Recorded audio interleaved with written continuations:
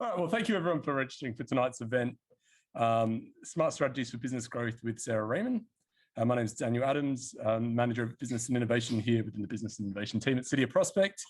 The team supporting tonight's event, Emma running the technology and Julie at the back, welcoming everyone and doing seat service at the moment, it seems as well. We're thrilled to be hosting another event and webinar here. With the easing of restrictions, we're trying to combine both the webinars with the live events if we can. And we know that they have been quite popular. Look, as the restrictions come up and down, there'll be sort of an ebb and flow with all of this.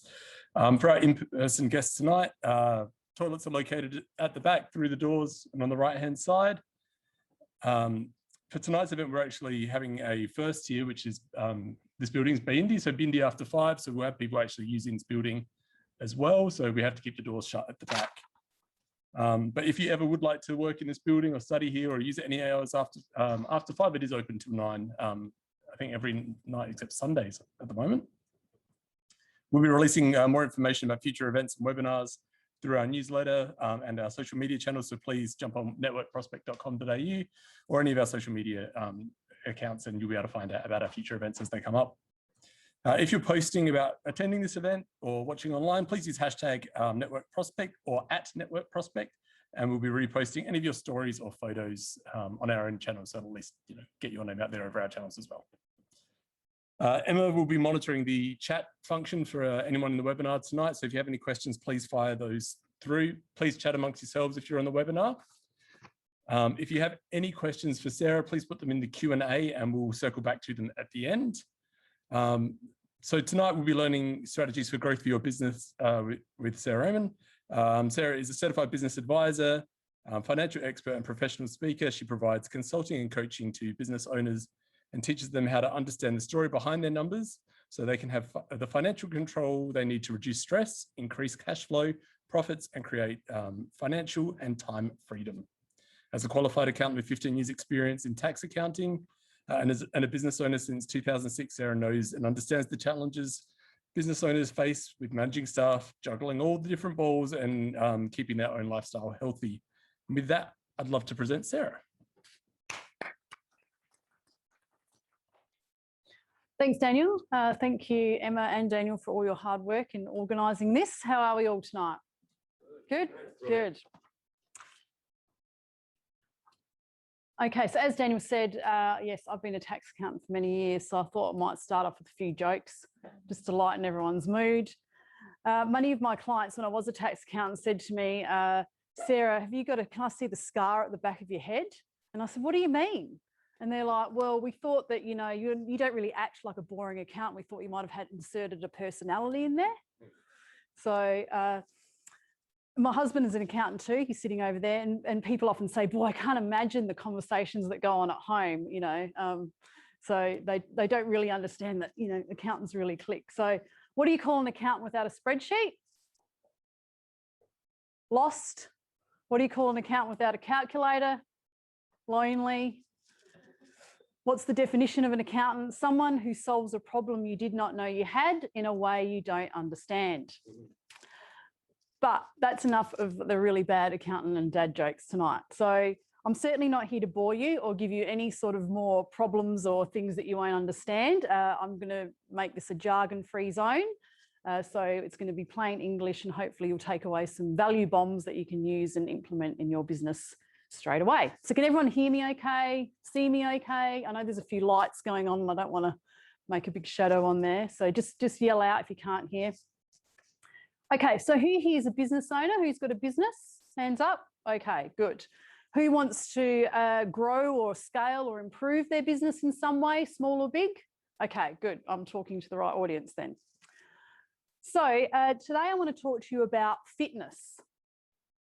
And I know what you think. You're thinking, okay, well, hang on, this is business growth workshop. What's this got to do with business? But what I want to talk about is a different kind of business, different kind of fitness, sorry. The type that sort of keeps our clothes on our back and gets us jumping out of bed in the morning, and the zest for life. It's keeping us going. So when we think about physical fitness, we want to eat well, we want to exercise, that keeps us physically fit. If we want to keep mentally fit, we might pray or meditate or speak positively about ourselves. And if we want to become intelligently fit, then what do? We read books, or we take courses, or we come along tonight to training, or we go to TAFE, or we go to uni. But how do we ensure that we keep our business and our finances in tip-top shape? And how do we create a business that provides the wealth and freedom that we desire? So this is me running down First Avenue in New York City in 2015 in the New York Marathon. In the past, well, it's probably about 8 years now since 2013. I've run a few marathons and half marathons and, you know, done some of the 5 and 10K events. And, you know, I like going to parkrun on a Saturday, and I've also in with a running group during the week. And anyone that's done any sort of endurance, fitness, marathons or training, even if it's 5Ks, 10, 21, 40, it doesn't matter how far you're running, we all know that that doesn't happen without training. It doesn't happen without work or effort, does it? We don't just automatically go and run 42Ks. So we don't sit on the couch and watch TV, eat badly, stay up late at night, drink too much, etc., and then expect that we're going to be really fit and be able to do the marathon. So I did this after I was 40 then. I did it after started running at 37, and I'd never ever done any physical fitness in my life. I grew up in a family that did not encourage sport, did not encourage any sort of fitness at all. And so I'd done nothing. So I was virtually the kind of couch to 5K type of starter. You know, I just started at 1. So it's the same with, you know, when we talk about business or financial freedom and those sort of things, it takes a bit of time, it takes effort, it takes a bit of work. It's no secret that in business, it's not always smooth sailing. It doesn't, the people that become millionaires or billionaires or the unicorn companies don't just become that on a whim, or some of it's probably luck, bit of chance, those unicorn companies. But how many people does that happen to? Less than 1% probably. But there's always some background work. There's always some effort and time and hard work put in, isn't there? So financial and business fitness then is taking a holistic view of our circumstances. So it's knowing our numbers intimately. It's knowing where our money's going in our business and our personal life. You know, what's going on in, and if we just talk about money for a minute, what's going on in our bank account? What's going in and out of there? You know, do we know that our sales are more than expenses? Have we got our finger on the pulse on that stuff? Now, who's here in business to lose money?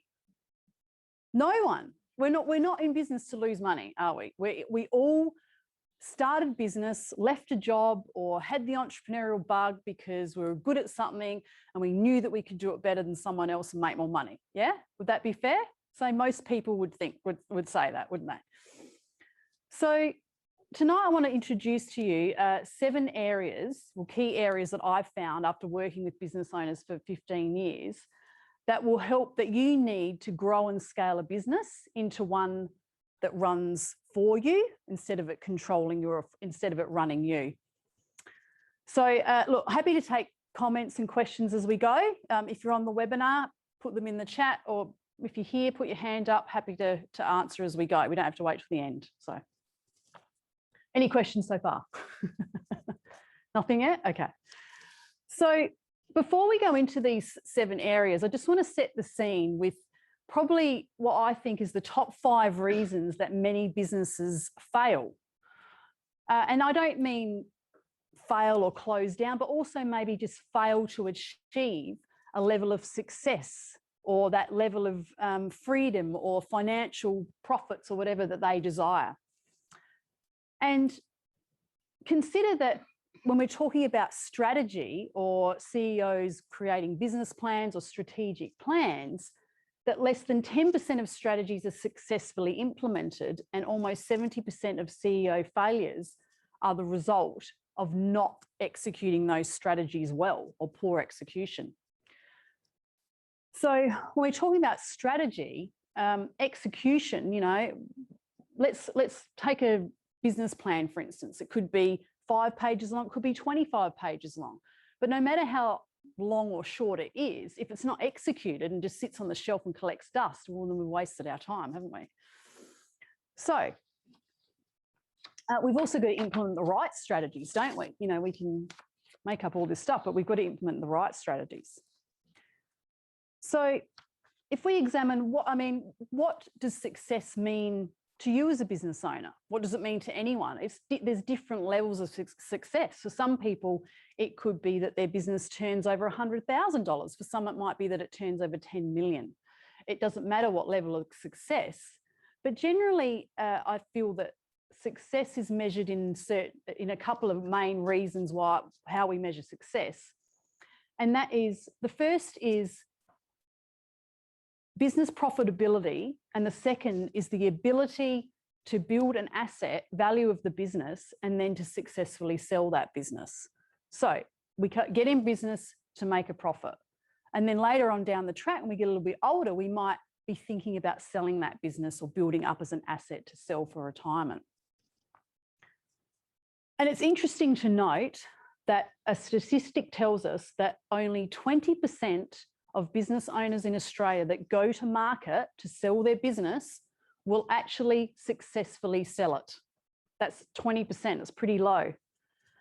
And there's many business owners that never decide to sell because their business is simply not a saleable asset.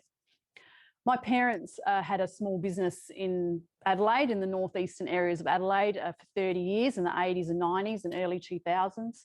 And unfortunately, they were one of those statistics. Dad worked very hard, he was a mechanic. And unfortunately, they taught me the rules of what not to do in business and how not to run a business. They got to retirement age at 65 and unfortunately ended up with no superannuation, no assets, no cash in the bank, not a saleable business. They just shut the doors and they still had a mortgage on a house that now they couldn't afford to pay. So I know firsthand that the failures that can be made as a business owner. As an accountant, I've seen many businesses go wrong. I've seen relationships ripped apart, family homes lost just because of lack of knowledge in business strategy and financial matters.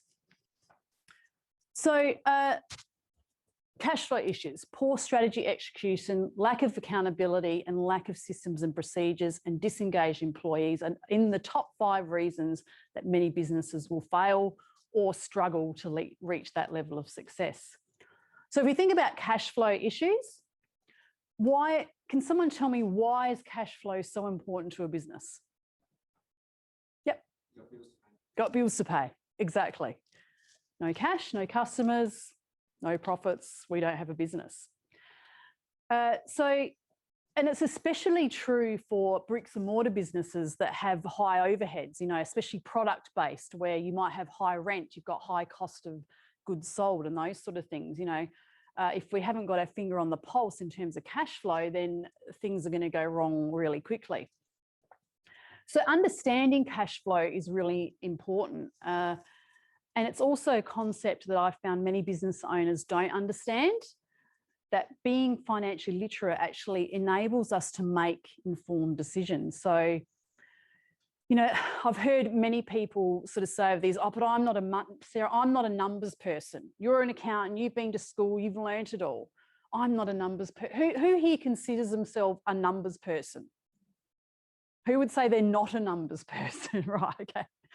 So if we're in business, we need to, look, everyone doesn't need to have an accounting degree. They don't need to know all, you know, have a commerce degree or be a strategist or anything like that.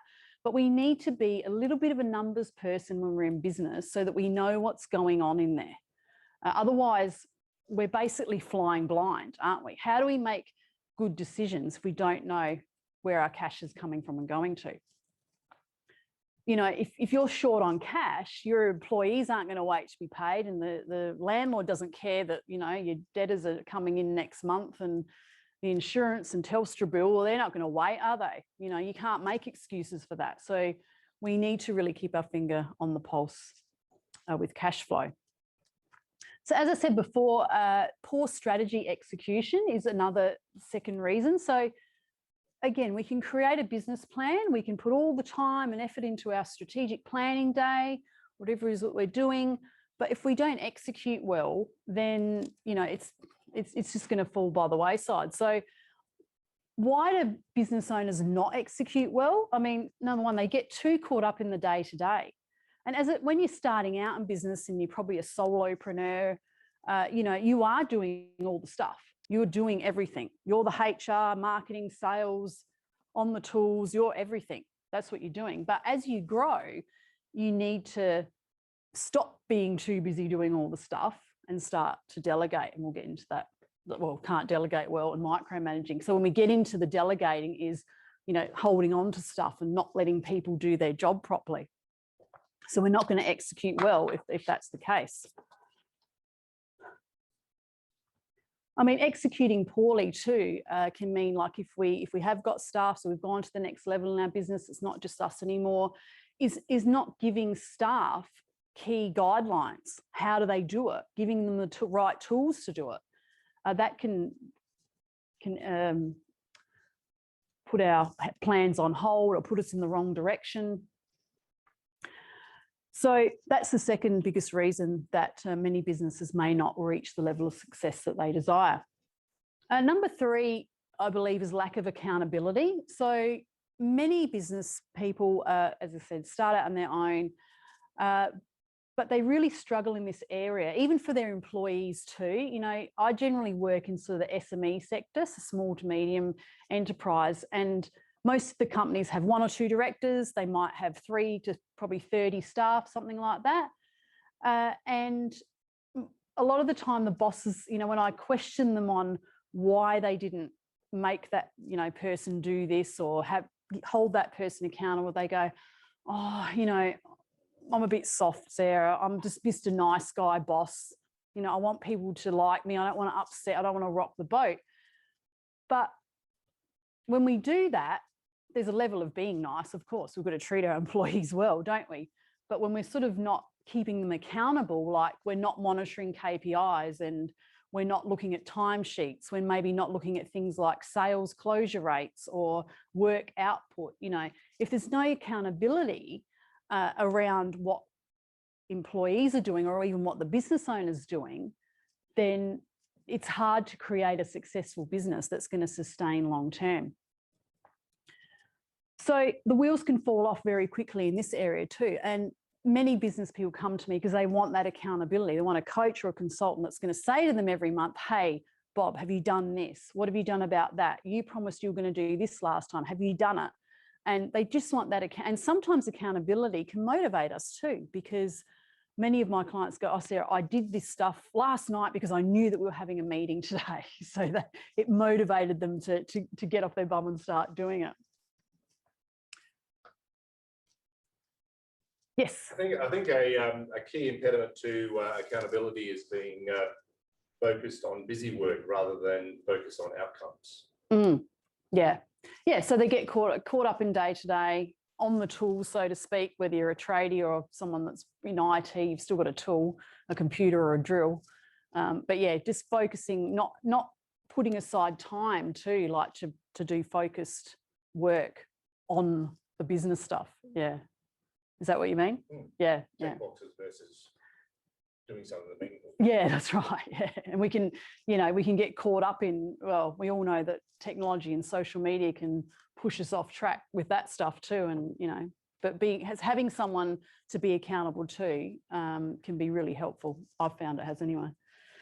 So one of the fourth reasons is that there's a lack of systems and a lack of procedures.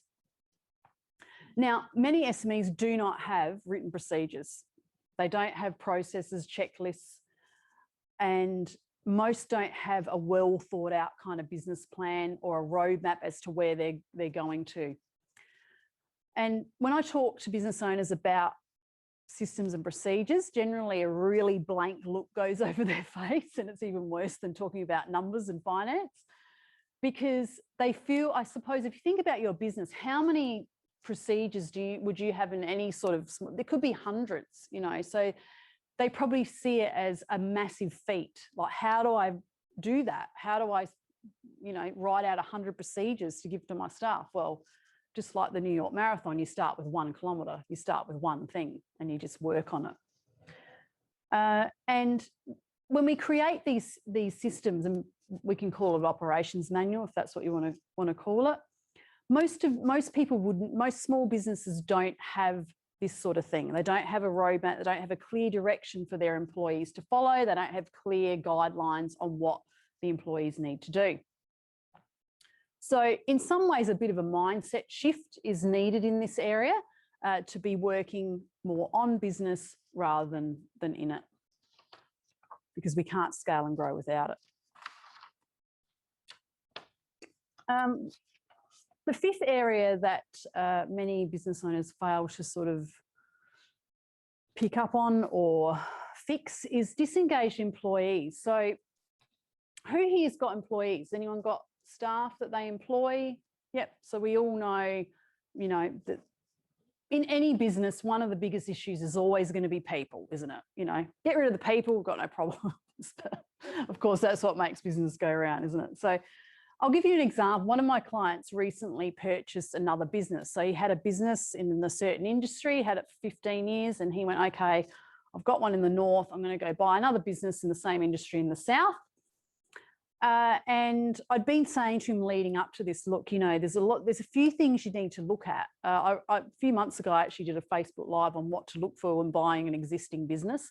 And one of the things was to re-engage staff, recontract them, or, if he had, I think, 4 or 5 staff coming over from the other business. And I said to him, you need to sit down with those people, see if they're fit for your business coming in, see what their plans are, what their role is, all of those, everything that you can imagine about an employee.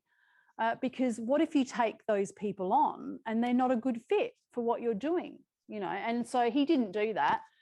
And we're sort of 2 or 3 months down the track and we're still trying to get, employment contracts done and actually sitting down with these people and talking to them about what their role is, what their key responsibilities are, do they want to stay? Are they happy with the wage? All of that stuff to make sure that, because what's happening is he's going, I don't know what they're doing down there. I'm not sure what that person is doing. I don't know what that one's doing. And they're all going, well, we're just doing it the way that it's always been done, because that business owner before, we've been here for 10 years. We're just going to continue on the systems and processes, and which were completely different to my client. My client had automated CRM and technology, and this business was still using paper and carbon copies for quotes. So there was this massive shift that had to happen. So these employees they were disengaged. They're just going to continue doing the same thing they've always done. So it's interesting also to note there was a global survey that indicated that on average, only 31% of employees in the world are actually fully engaged or actively motivated in their job. So that's a massive, nearly 70% of employees are kind of disengaged. They're not really, how much is that costing people? How much time, how much money is that costing? And that's a massive barrier to business growth and success. So when we're talking about business success, we've got to work from the ground up, and it's extremely doubtful that any business is going to be saleable if it's not profitable as well. So we can't sell a business. Who would buy a business that's making a loss in reality? Like a small business, I know some of these unicorn ones, they're valued at 4 billion and their turnover is only 2 or something like that, but that's crazy figures. But in reality, if you were buying the local cafe or a mechanic's shop, would you buy it if the last 3 years they were all losses? You wouldn't. Afterpay never made a profit. Well, that's right. Again, unicorn, and we're probably not going to, But we wouldn't really do that unless, I don't know, if anyone's got a different answer to that. We want to buy a business that's profitable. We want to make one that's proven that it's made a profit over time. So what differentiates business success or failure? I just gave you the 5 top reasons I believe that many businesses fail or struggle to get to the level of profit and success. But how do we now fix this? How do we fix all of these problems that most business owners face? And I'm sure that I won't cover everything tonight, and you've probably got plenty more that you could put your hand up and say that there's problems. But how do we fix some of these things? How do we drive success? I found over the years, it's basically the people that are motivated and driven and that chase their dreams, along with a big dose of positive mindset, and they separate the successful from the failures. That's what I've found. The business owners that are really motivated, and the ones who are actively engaged in their business, who want to see it improve, who want to see their employees succeed. They're the people, they're the businesses that really tend to get into that area of business, non-business owner dependent. So when we've got a business that's 100% reliant on its owner, it's going to be hard to sell that or have a succession plan or grow it to the level that you want it. Is there any questions?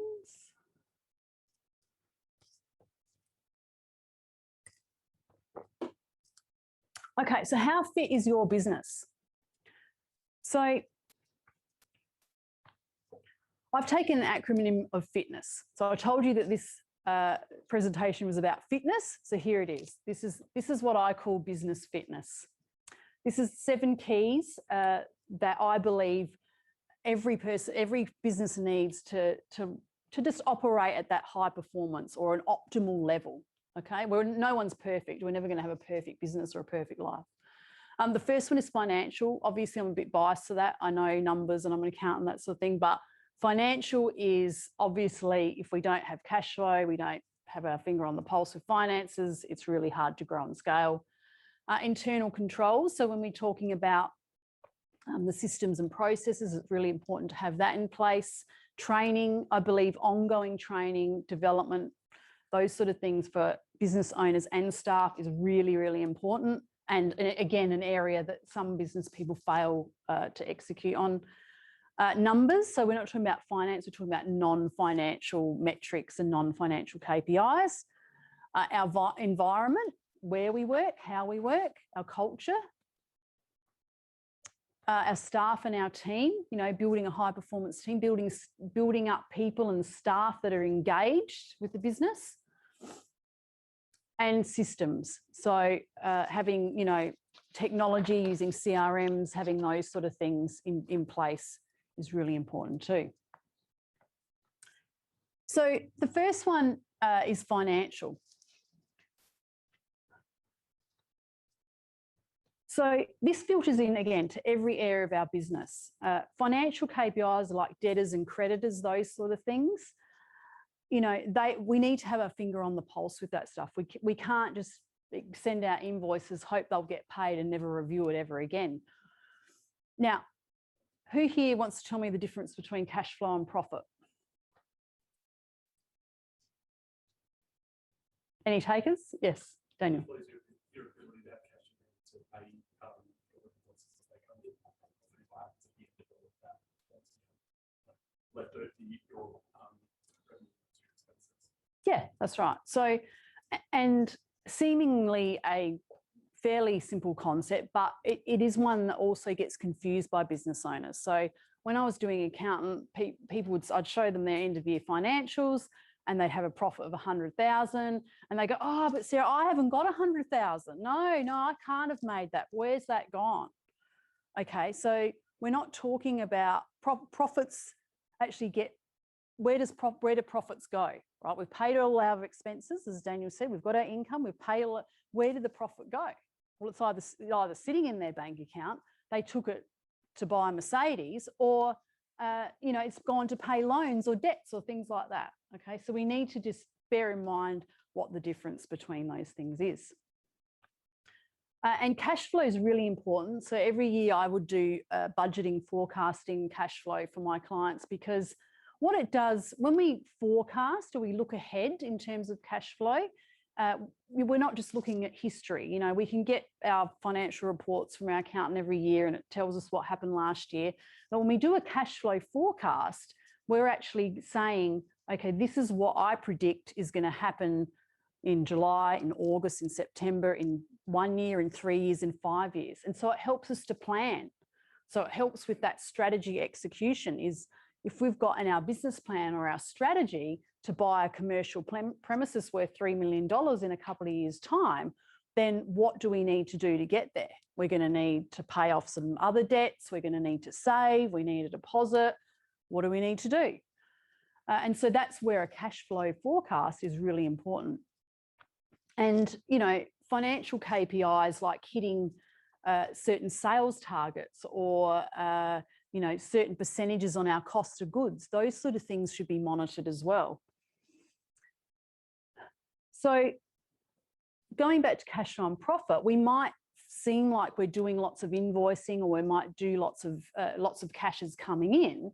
But if there's no profit in it, then again, we're not going to build that business that's sustainable because it may be going out the door as soon as it's coming in.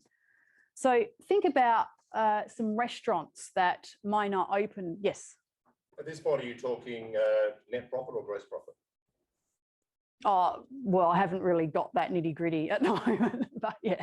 But if we want to talk about gross profit, I mean, that's just direct costs associated with sales. So if we sell a product, we buy it for X, we sell it for X, and hopefully that's the gross profit. At the moment, I'm just talking general in terms of profit. So think about restaurants that might stay closed on New Year's Eve. Why do they stay closed? Because it's actually going to cost them more money to open due to penalty rates and things like that on New Year's Eve than it is to open. So there's no point in opening, taking 10 grand, but then it costs you 12 grand in wages. So they stay shut to make a profit, which sounds counterintuitive, but it's true. Knowing what our break-even point is. So does everyone know break-even point? What's the minimum amount that we need to cover costs? Okay, and again, lots of business people don't know that. So fixed costs would be things like rent, insurance, telephone, electricity, things that don't change no matter how much income you make or don't make. Those things don't change. So we need to know our break-even point. That's really, really important.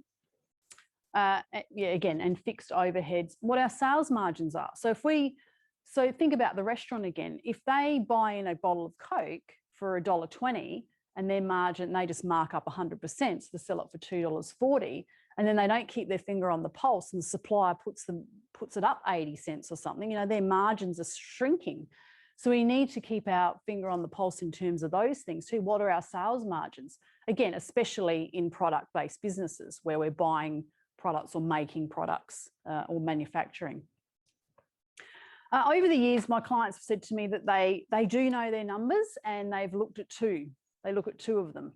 One's their bank balance and one's their debtors. So what they've billed for the month, they're invoicing.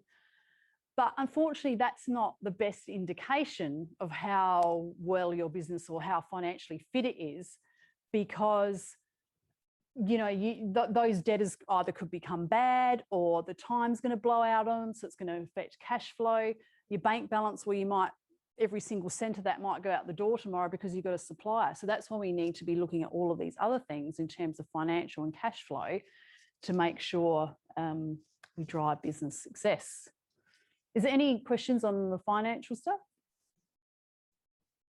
A statistic that you told me about a couple of days ago, which I thought was very interesting and I've never heard of before, about when someone goes out and gets a quote, what's the success rate of all those quotes that they get? You were giving an example that some people have got even just 8% are successful on every quote that they give. Follow up or successful? Sorry, yeah. follow-up, yeah. Yeah, so like think about, well, back to my business owner who bought the other business, he's in like the wholesale and retail manufacturing industry. And his new business that he bought down south, one of the guys, he said to me, he went out, he had 26 quotes to do in a month. He closed 6 of them or only followed up 6 of them, something like that, when it should be like his other sales guy in the north would have closed 20 of them type of thing. But it's because the guy didn't follow up.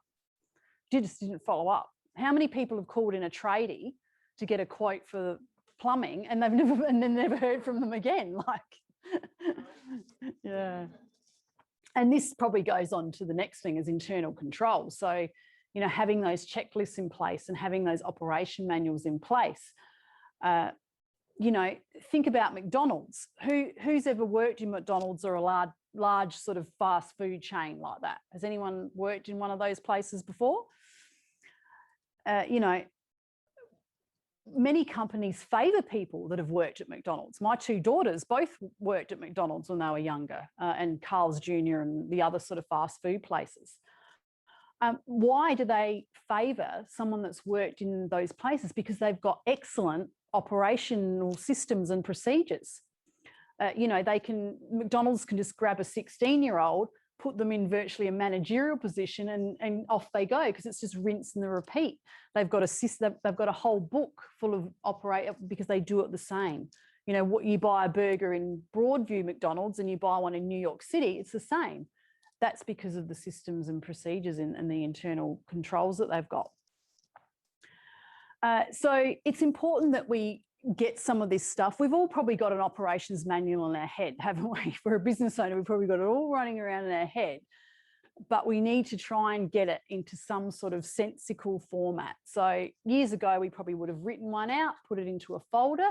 I mean, these days you've got things like OneDrive, Google Drive, you've got Trello, you've got all these project management and document storage places. You can even buy software, I think, called Trainual or something like that, where you can actually do training videos and store documents for your staff to watch and teach them how to do the things that go on in your business.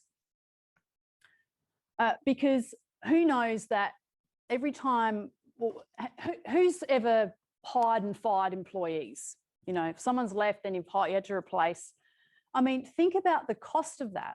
The time and money costs. That's probably one of the biggest costs to business, is replacing staff. So I think in our accounting firm recently, Peter hired a new staff member, and it takes time. You know, she's done an accounting degree, she's got the skill set, but hadn't really worked in a firm before. So it's taken probably the best part of 4 or 5 weeks to really get her trained on the systems and the processes and how we use the software and all of those things. So there's a big cost. So we don't want to have to then reinvent the wheel, do we? Every time we've got a new employee. I mean, employees can come and go, they can get sick, they can retire, God forbid, they can die. You know, all of those things can happen. So let's have these internal controls and these processes in place so that we're like McDonald's.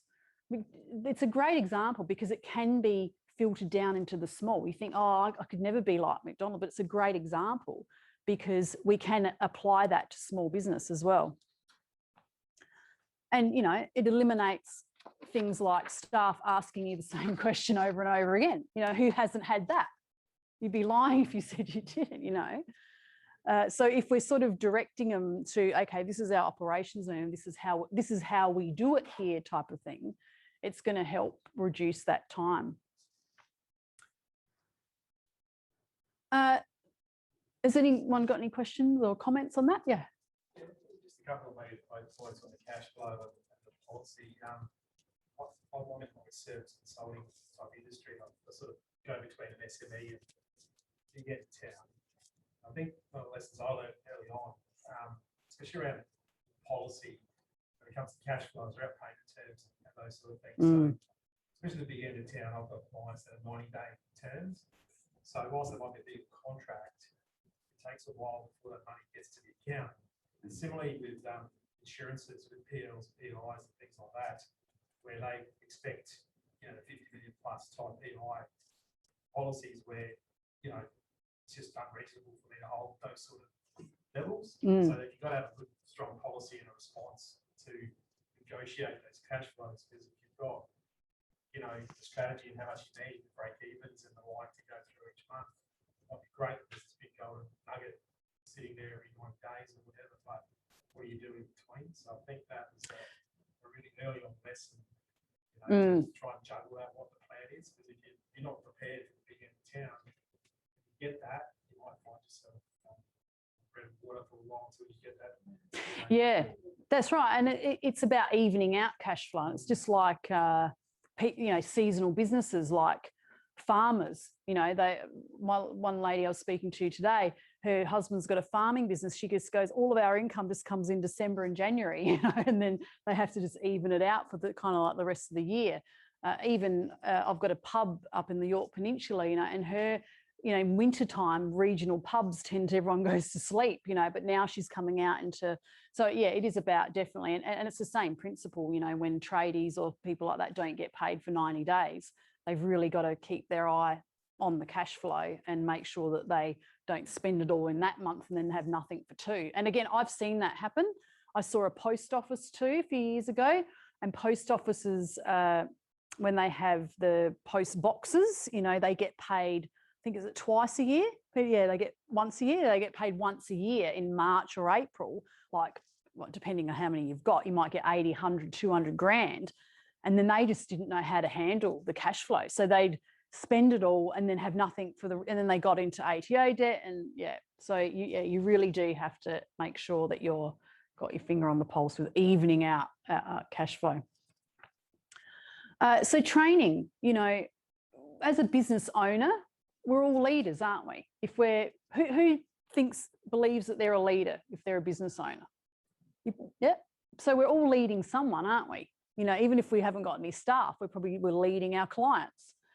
But it's really important that as a business owner, we invest in training, we invest in professional development. I think it's a grossly underestimated area, and perhaps some businesses are loath to spend money on training for people. You know, what's the old saying? What if I train my staff and they leave? What if you don't train them and they stay? You know, so it's better to train staff and yourself. So we need to create an environment, I think, in our business of ongoing learning, you know, encouraging our employees to go out and learn new things. I mean, depending on what industry you're in, there's going to be plenty of industry association learnings. But, you know, in 2021, we have got greater access to more online learning than we ever have before. People here tonight, we've got a hybrid, we've got in-person, we've got online learning. It's a great format. One of my friends texted me this afternoon and said, I can't come, Sarah, I've just bogged down, because they live down south and it was a little bit far for them to go. So they've hopefully tuned in online. So there's no excuse, except probably the too busy excuse maybe for training. But I think the benefits of ongoing self-learning as a business owner and for staff far outweighs the time and money that it costs to do it.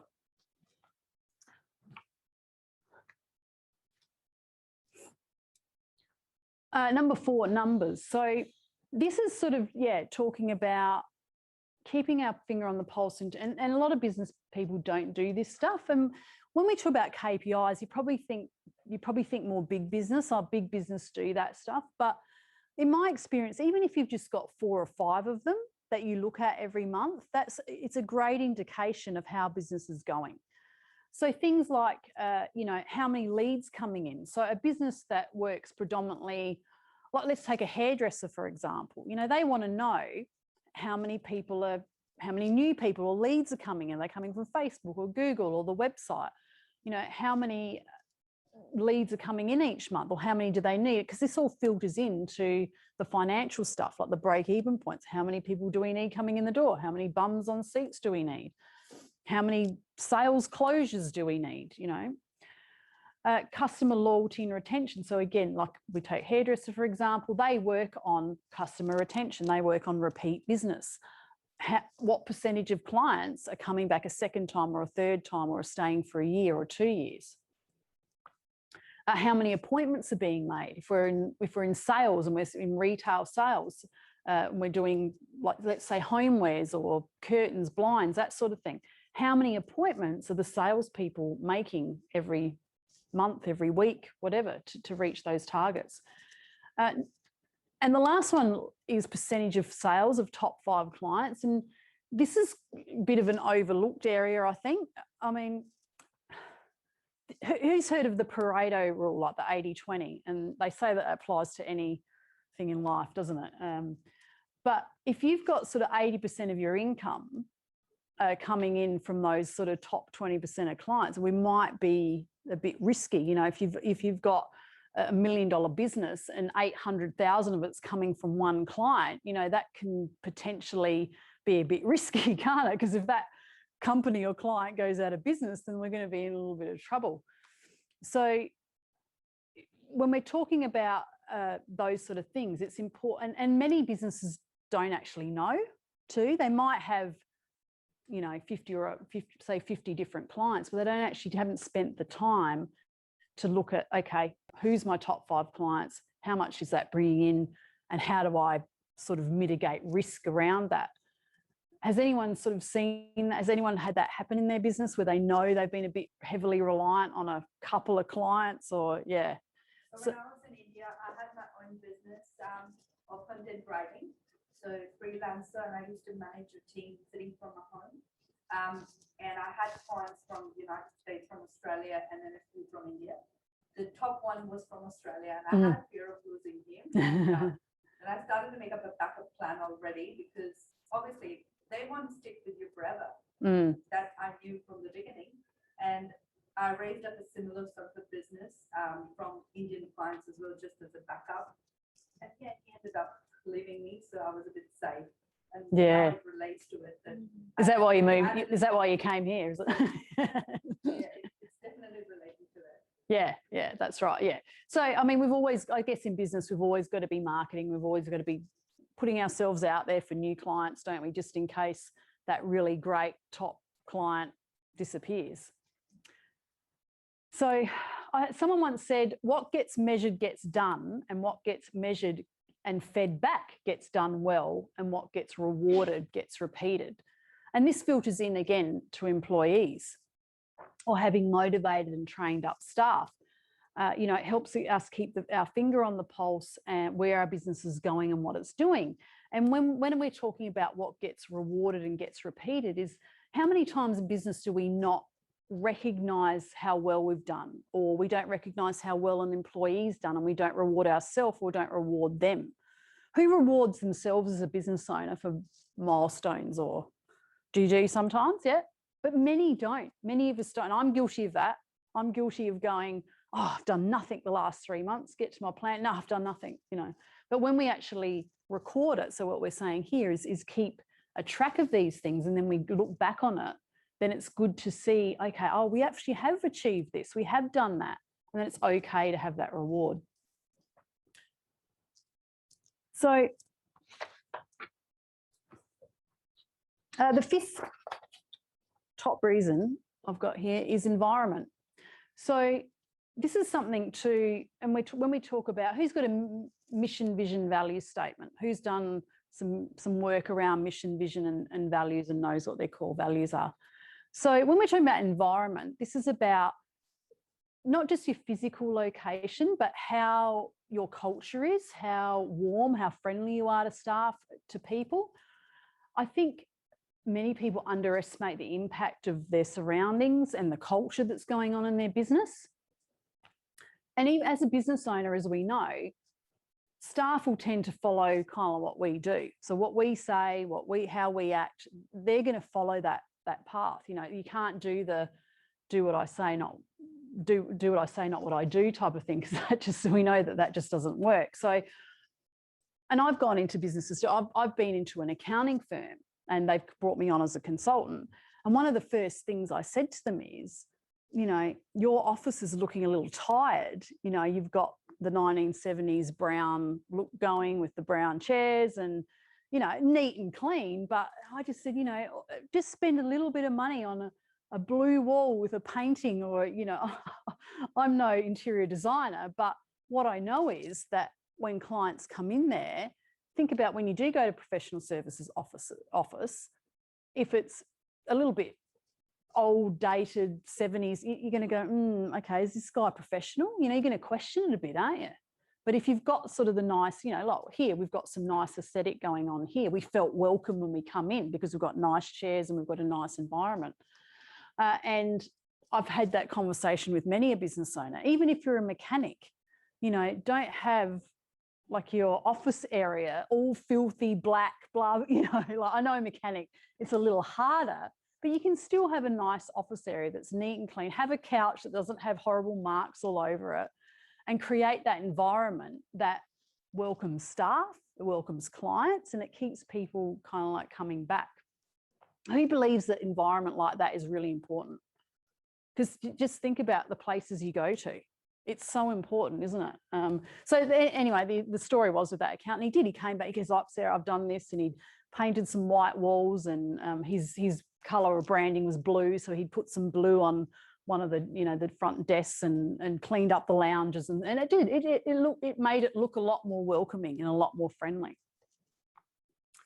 And on the mission, vision, values, about environment is it when we've got these sort of values and we know what our mission is in our business, we know where we're headed, we know why we've started the business. Everyone in their heart probably knows why they started their business, and that's their mission. Where do they want to go? That's their vision. But if it's a bit like a procedure, if we keep it all in our head and keep it all to ourselves and don't share it with our staff and don't kind of implement it into our business, we're not going to get the results. And it can just be, okay, let's just sit down, do a mission, vision, values, put it on the shelf, and then we never look at it again. But most biggest, more successful, you'll see, you go into a bigger business and they probably got some of the mission and vision on the wall. They've got it all around. One of my big clients I went to today, they're in the NDI space. They've got their mission and their vision all over the place for all the staff. I mean, mind you, they've got 100, 300 staff or something, but they've got it all around the place so that people know. But again, you've still got to articulate it. You've still got to get into the meetings and live it out every day too. So staff, number 6 is staff. So we want to build a high performance culture. We want to build up staff. If we want to create a business that's sustainable, that we can sell, that can run without us, then creating a high performance culture and having staff that are really connected to the business and really into the business is probably a bit of a challenge. Like we said before, staff are going to be one of the biggest challenges in business. But it makes sense to invest in this. And I know that a lot of businesses do struggle in this area, and perhaps that's where we need some sort of life coach or team building person to perhaps come in. If you do know that you've got maybe a bit of a damaged culture, I'd suggest getting someone. I know one of my good friends, she's a life coach, and she goes in and does team building exercises with some bigger firms, because there was a sort of a top-down culture going on where we had, directors, managers and staff, and that everyone was just on this sort of different level. And we know now in 2020 that that sort of culture just doesn't work anymore. The old school kind of, I'm in charge, you better do what I say, and then we'll just delegate it down. We've got to create a culture of people caring. And I know in business, sometimes we don't use the words empathy, love or care, but I think it goes a long way in building that culture where people want to stay. Who's got a staff or a team where you have a bit of a joke every day? Do you have a, most places do. We go to work, we want to have a bit of a joke with our staff. We want to create that culture or that environment where they're going to stay. They're going to be loyal, they're going to serve us well, and they're going to stay. So also having, I say this to people, having the right people in the right seats on the bus. So you've probably heard this before. So the bus obviously is the business, but I've seen business owners get a great person, qualified, really great, nice personality, ticks all the box, puts them into the wrong job, puts them into the wrong role. So then they're not going to thrive in what they're doing. They're not going to be using their skill set. So probably something, getting back to what I said about my client before with doing contracts and things like that, is don't just hire someone to fill a hole. Don't just go and hire a person because you're too busy and you've got to fill a gap. You need to work out what that gap is before you actually go. And again, I'm surprised at the amount of business people that don't actually sit down and go, all right, I'm going to work out what I want that person to do first, even if it's a simple task list. And then I'm going to go and put an ad, or I'm going to go and hire to put that person into that right role, because that can wreak havoc on our business too. And having, you know, regular meetings, inclusions, regular reviews and accountability, staff meetings. Everyone here, do you have staff meetings? Yep, many people don't have staff meetings. Again, I've got a client that's got 2 businesses in the mid-north, in the hospitality industry, got about 30, 40 staff, and they don't have staff meetings, you know, and they're sort of not a 24-hour business, but they're probably an 18-hour business where people start at 4 a.m. and might finish at 5 p.m.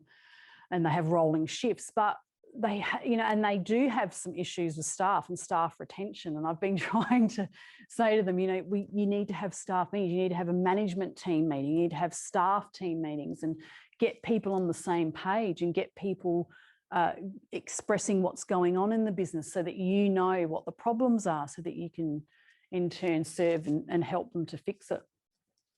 So building a team around you is really, really important.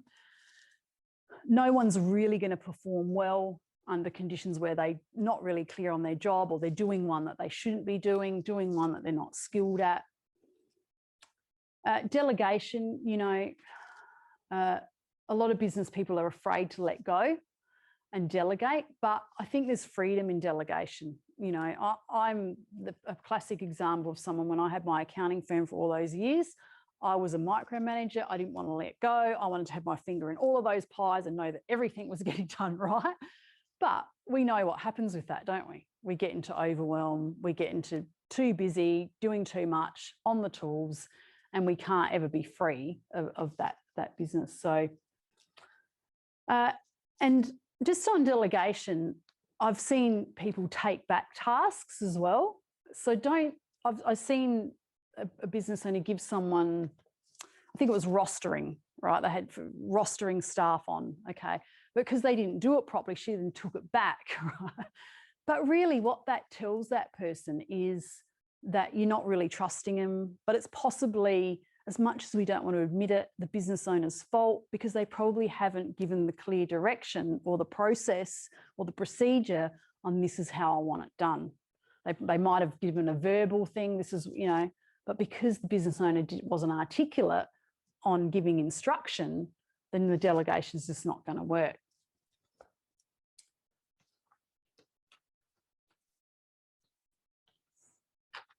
And the final sort of 7 keys in the business fitness model is systems. So fairly simple things like software and hardware and document management. Again, like I said before, this business owner that bought another business in his industry, they were still doing quotes on carbon copy. We had a quote for some built-in robes only a few weeks ago, and the guy brought around his triplicate carbon copy book. And this is a decent sized business in Adelaide. Like, it's not just a one-man band. This is a business that's got a premises with staff and everything, but they're still using this stuff. Now, I know that it's difficult to take your business from paper to digital to some degree, depending on, you know, there's a lot of work and effort to get onto a CRM or a point of sale and stuff like that. But imagine the time that takes. And again, that was a business that didn't follow up.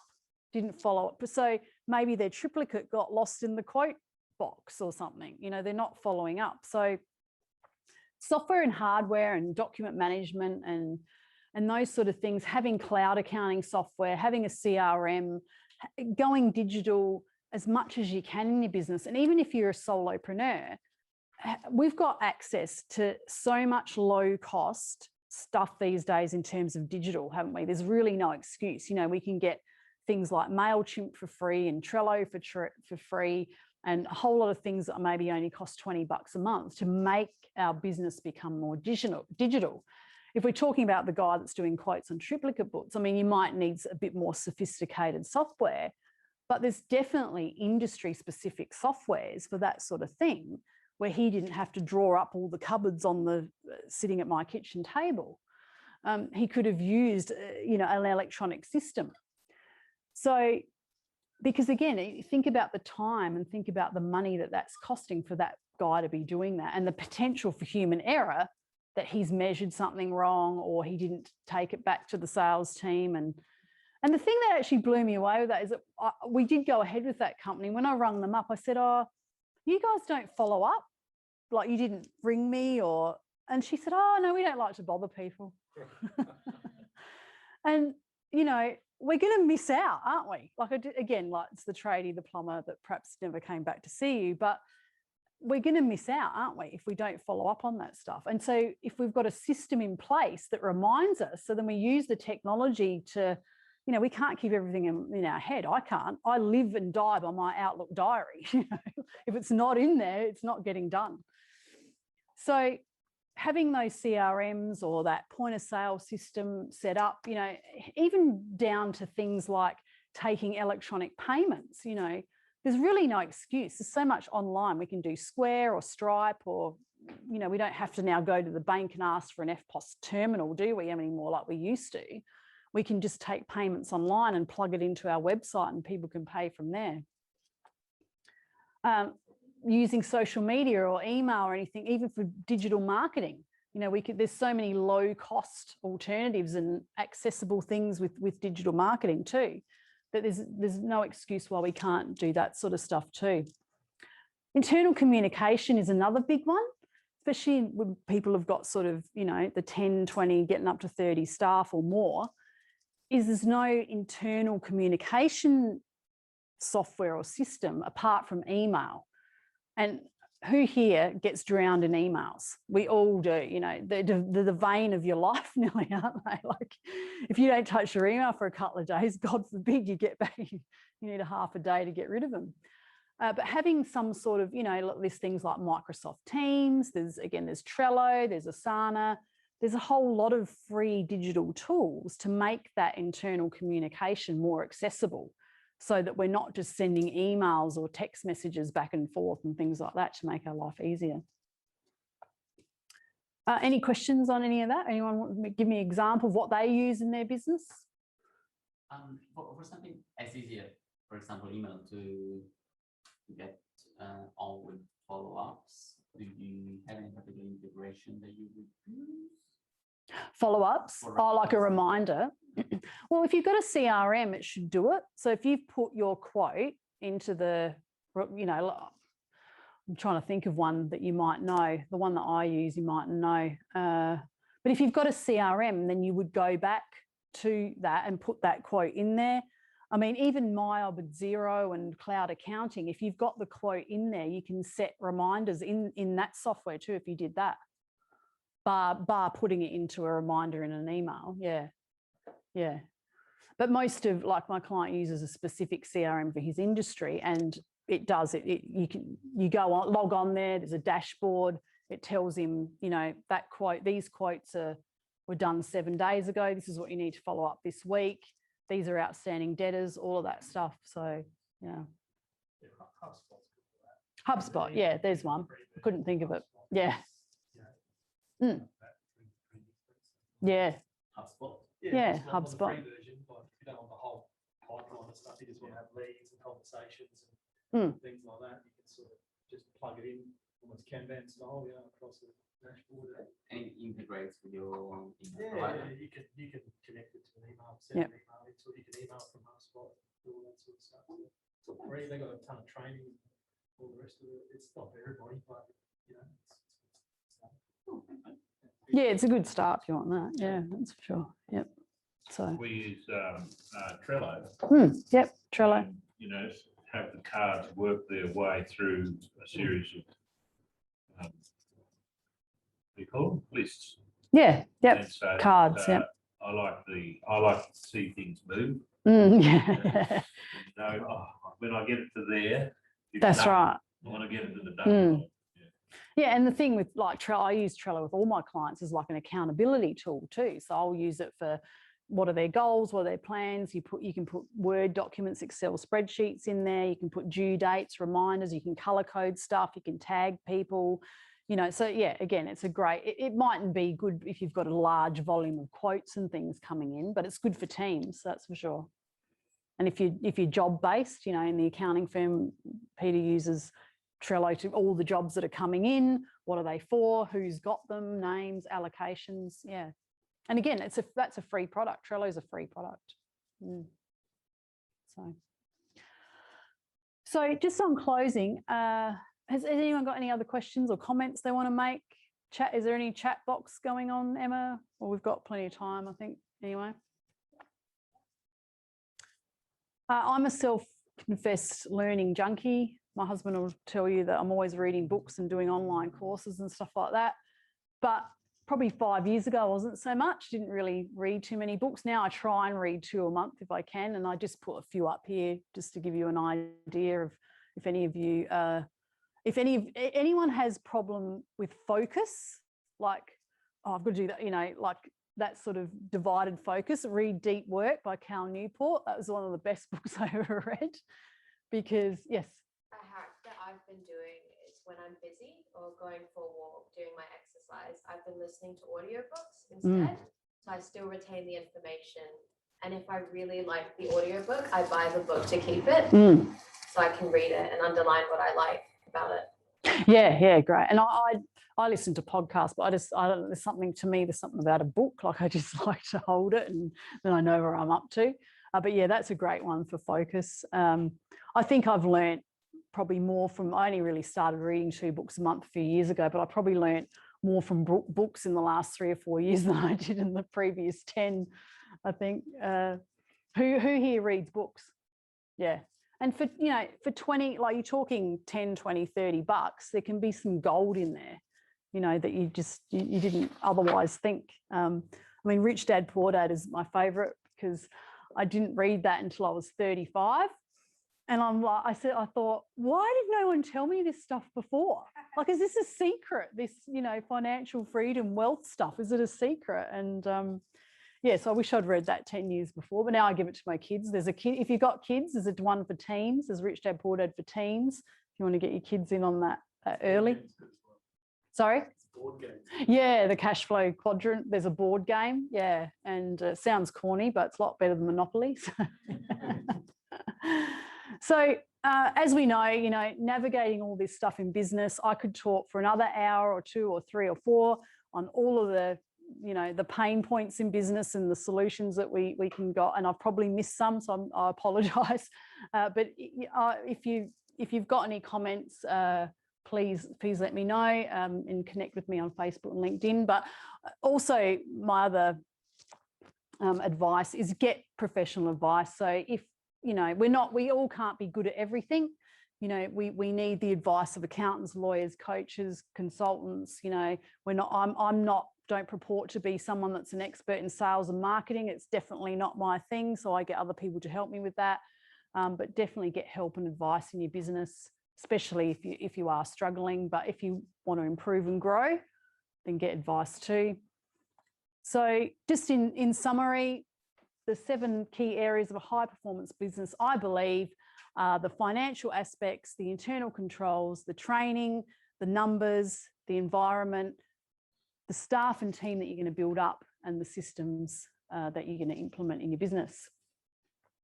So if you'd like to, this is just a free resource I've got. If you want to download that, you can go to that little bit.ly URL there and download the workbook on how to build and scale a business. And it's basically a whole lot of sort of questions that you work through that ask you things like, you know, we regularly train and teach staff on the job, and do you have checklists and procedures? Have you conducted a SWOT analysis? Those sort of things, just rating yourself on 1 to 10 to see how you're going in your business, and just going to get you thinking about things you can improve, things you can change. So if you want to do that, I welcome you to do that. And if you'd like to have a coffee, I live in Prospect here. I live about 2 k's that way. And there's plenty of cafes down Prospect Road. Oops. So connect with me on LinkedIn and Facebook. And thank you for your attention tonight. I really appreciate you all coming along. And if there's any questions, go for it.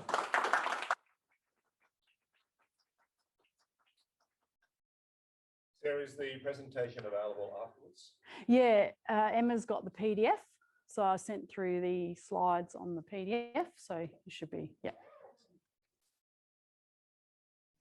I'll put that link in there. Yeah. Any questions?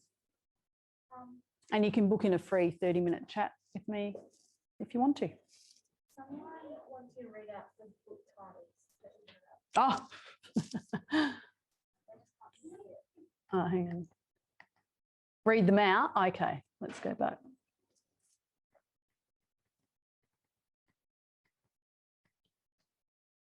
Okay, Rich Dad Poor Dad by Robert Kiyosaki, How to Win Friends and Influence People by Dale Carnegie, The Top 5 Regrets of the Dying by Bronnie Ware, Deep Work by Cal Newport, Unshakable by Tony Robbins, Lingo by Jeffrey Shaw, and How Successful People Think by John C. Maxwell. Probably The Top 5 Regrets of the Dying. I know that's not a business book, but boy, it's an eye-opener. It gets you thinking, that's for sure. Because it's about a lady that was a nurse, a palliative care nurse, and she actually, with the permission of the families, wrote stories of all the people she cared for over like a decade and what their regrets were and stuff. So it's, yeah, it's quite eye-opening book. So on that topic, I was reading something on Steve Jobs today. His great motivator was thinking about death. Mm. You know, you remember that you're going to die, so much doesn't matter anymore. And getting on with it is the big, Yeah, is the big that's right. Because inevitably, we're all going to one day, aren't we? Yeah. All right, well, maybe we'll just. That was all the questions? Yeah, that was the Yeah. only one. Okay. Yeah, we'll give everyone else a few more minutes, but in the meantime, maybe we'll draw a card and Okay. up you go. I actually don't think my shape really did much of No, I anything, truly but didn't. Aaron Richards, Aussie Flow Global. I don't know. Aaron, there you go. So what did Aaron win? There's a bottle of wine at the back. Oh, okay, great. All right, well, thanks, Sarah, for joining us. I'd like to thank everyone for coming tonight and being online. Feel free to network with us or Sarah after presentation's done. Have a drink at the back. There's some nibbles. And we will send copies of tonight's webinar around to people who are online. And if you want information about our future events, follow us on social media and you'll find that all there. So have a great night, everyone. Thank you.